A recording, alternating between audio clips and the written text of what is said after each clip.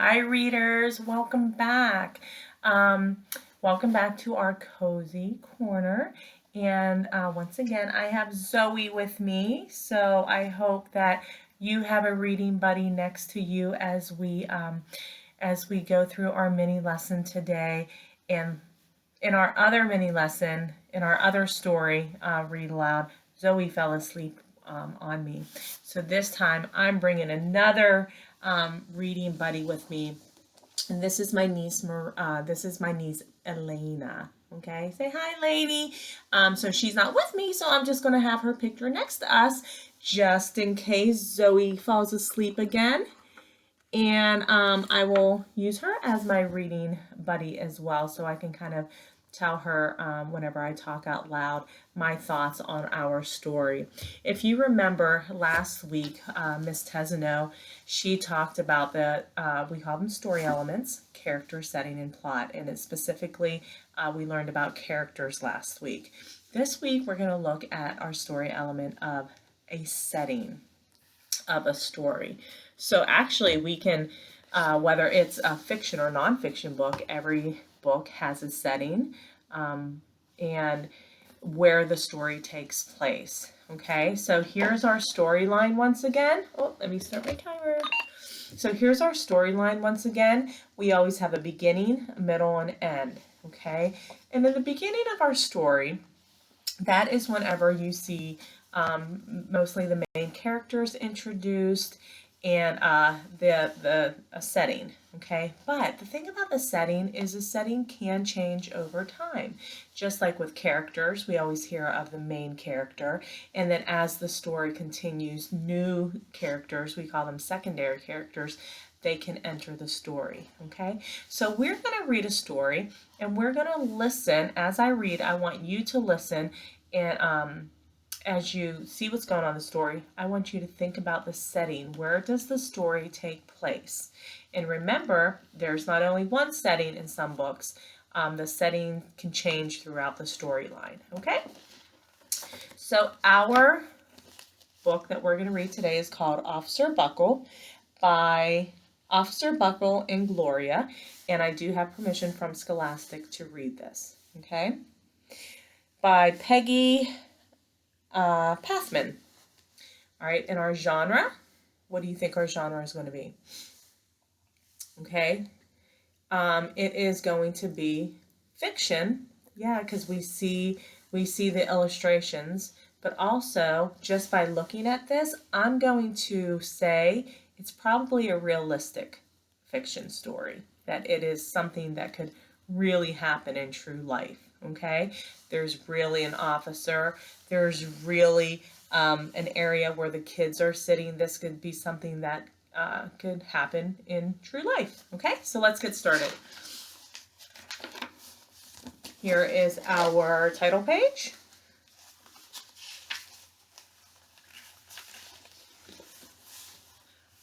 Officer Buckle knew more safety tips than anyone else in Napville. Every time he thought of a new one, he thumbtacked it to his bulletin board. Safety tip number 77, never stand on a swivel chair. So can we infer where he is using the clues that we see on this page? What's the setting of this story of this? Okay, and it gives us a clue in the story too. It says he thumbtacked it to his bulletin board. Okay, can you turn and tell a friend? Turn and tell a reading partner? So, I think this takes place. Zoe's not listening to me. I think I'm going to tell Elena. I think this takes place, Elena, in his office, in the police station. And if that's what you said, you are correct. That's the first setting of the story. Officer Buckle shared his safety tips with the student at Napville School. Nobody ever listened. Sometimes there was snoring. Ooh. If they were snoring, that means some of the students were what? Sleeping. Afterward, it was business as usual. Mrs. Topple, the principal, took down the welcome banner. Never stand on a swivel chair, said Officer Buckle, but Mrs. Topple didn't hear him.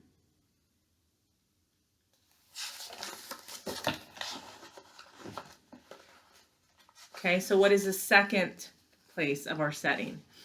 In the school. Very good, in the school auditorium. Then one day, Natfield's police department bought a police dog named Gloria.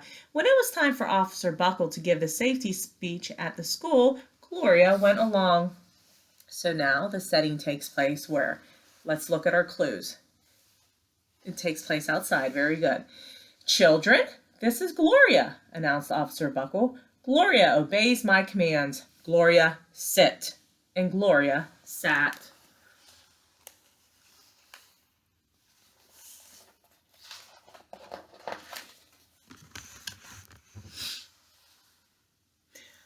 Officer Buckle gave safety tip number 1. Keep your shoelaces tied. The children sat up and stared. Officer Buckle checked to see if Gloria was sitting at attention. She was. Safety tip number 2, said Officer Buckle. Always wipe up spills before someone slips and falls.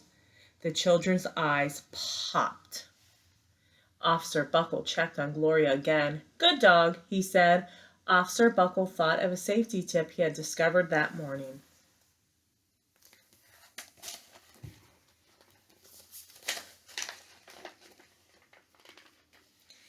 Never leave a thumbtack where you might sit on it, the audience roared. Officer Buckle grinned. He said the rest of the tips with plenty of expression. The children clapped their hands and cheered. Some of them laughed until they cried. Officer Buckle was surprised. He had never noticed how funny safety tips could be. After this safety speech, there wasn't a single accident.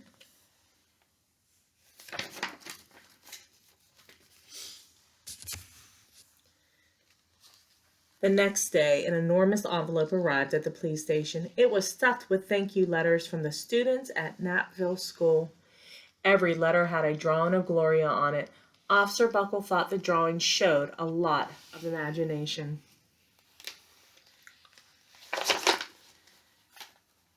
His favorite letter was written on a star-shaped piece of paper. It said, "You and Gloria make a good team. Your friend Claire. P.S. I always wear a crash helmet. Safety tip number 7. Officer Buckle was thumbtacking Claire's letter to his bulletin board when the phone started ringing. Grade schools, high schools, and daycare centers were calling about a safety speech. Officer Buckle, they said, our students want to hear your safety tips, and please bring along that police dog. Officer Buckle told his safety tips to 313 schools. Everywhere he and Gloria went, children sat up and listened. After every speech, Officer Buckle took Gloria out for ice cream. Officer Buckle loved having a buddy. All right, so now the setting takes place at an ice cream stand. Okay, and right here on our clues, they are in a classroom.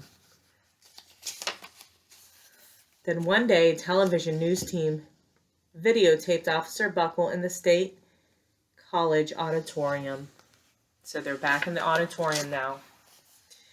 When he finished safety tip number 99, do not go swimming during electrical storms, the students jumped to their feet and applauded. Bravo, bravo, they cheered. Officer Buckle bowed again and again. So at this point, Officer Buckle thought they were all applauding for him, right? That night, Officer Buckle watched himself on the 10 o'clock news. So now, where's the setting? At Officer Buckle's house. The next day, the principal of Natfield School telephoned the police station. Good morning, Officer Buckle. It's time for our safety speech. Officer Buckle frowned. I'm not giving any more speeches. Nobody looks at me anyway. Oh, said Mrs. Topple. Well, how about Gloria? Could she come? Someone else from the police station gave Gloria a ride to the school. Gloria sat on stage, looking lonely. Then she fell asleep. So did the audience. After Gloria left, Natfield School had its biggest accident ever. It started with a puddle of banana pudding. Splat, splatter, splush. Everyone slid smack into Mrs. Topple, who screamed and let go of her hammer. So now they're what? In the cafeteria. The next morning, a pile of letters arrived at the police station. Every letter had a drawing of the accident. Officer Buckle was shocked.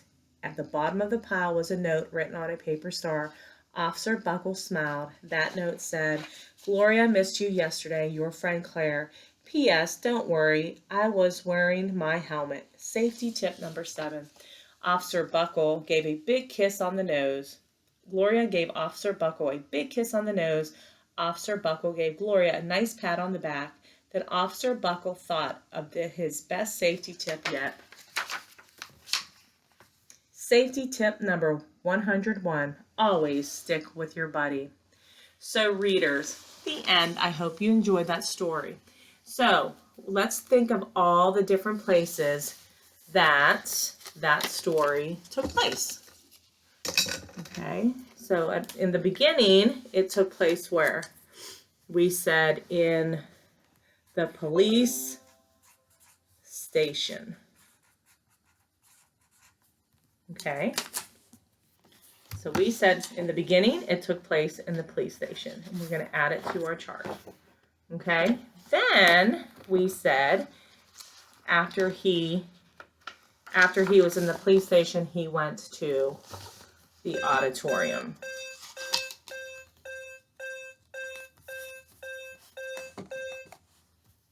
He went to the auditorium. Okay, then throughout the story, he was outside. He was back in the auditorium.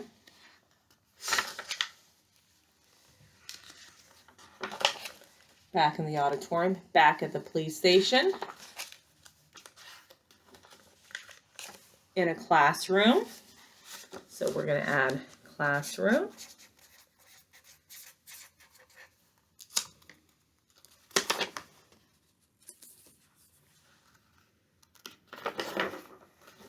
Back at the auditorium. At his house.